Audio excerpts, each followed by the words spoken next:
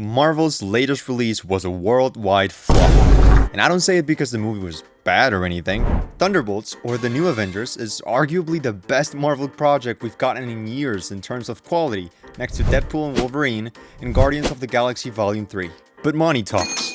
And it talks shit. With a budget of around $200 million, the movie has only managed to gross around $355 million, making it the second worst earning MCU film ever. But why? Why does such a good movie manage to perform so poorly in the box office? And what does this mean for the MCU?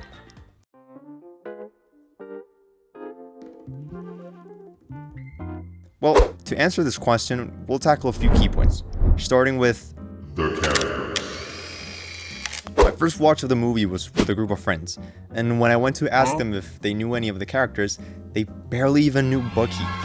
For Marvel fans, it's a great cast, but for anyone who hasn't been really connecting with the MCU since 2019, it'll seem like a group of nobodies trying to make a team. Wanna know the funny thing? That's the whole point.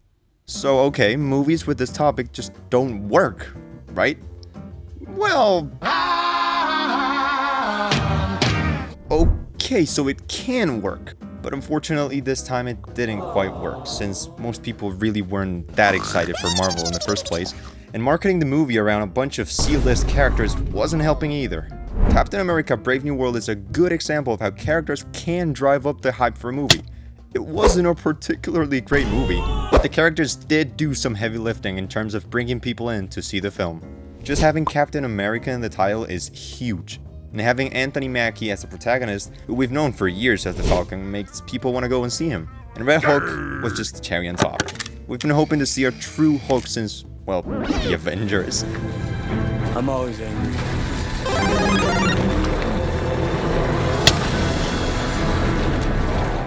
So Marvel filled the trailers with this red big dude, and boy did it work.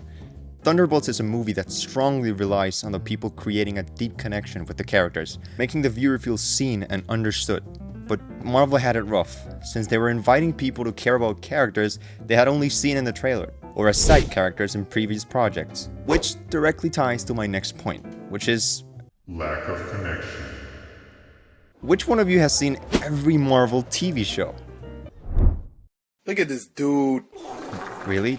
Just me?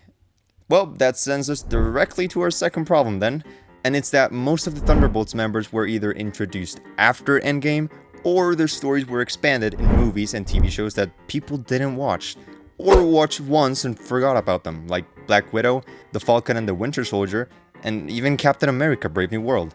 This led to a lot of people knowing about the movie and instantly shrugging it off after realizing they knew none of the characters, and don't really know what the hell is going on with the MCU.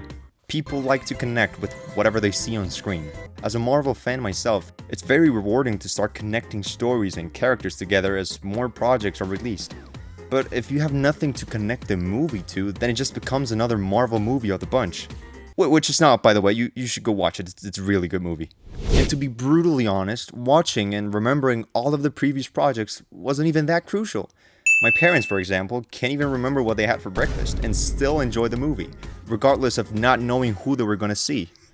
Bad news is, this only happened because I told them to go see it, since they really weren't excited for it and my mom didn't even know it was out in the first place.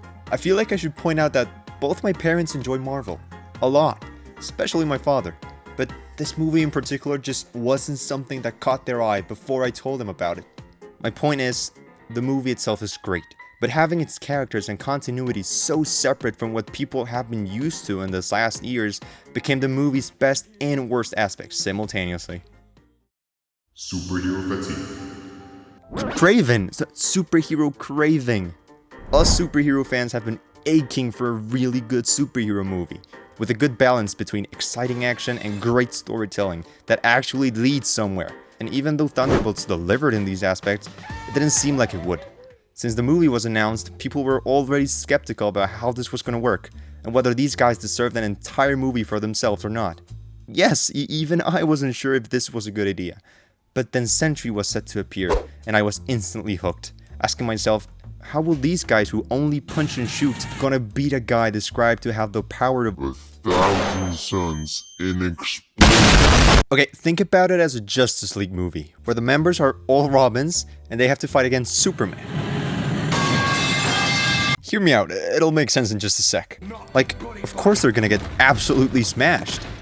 Or are they? It becomes even more interesting when you take in the fact that they have to fight both Sentry and his dark alter ego, the Void. Which, if it isn't diabolical enough, may I remind you that he can banish people out of existence. If you don't like the idea, then sure, go watch Superman or something, which I'll be covering in the channel, so subscribe if you want to see that. But for a lot of people, it sounds really interesting. The problem resides in that not many people know who Sentry actually is, and the Thunderbolts are not nearly as popular as Robin.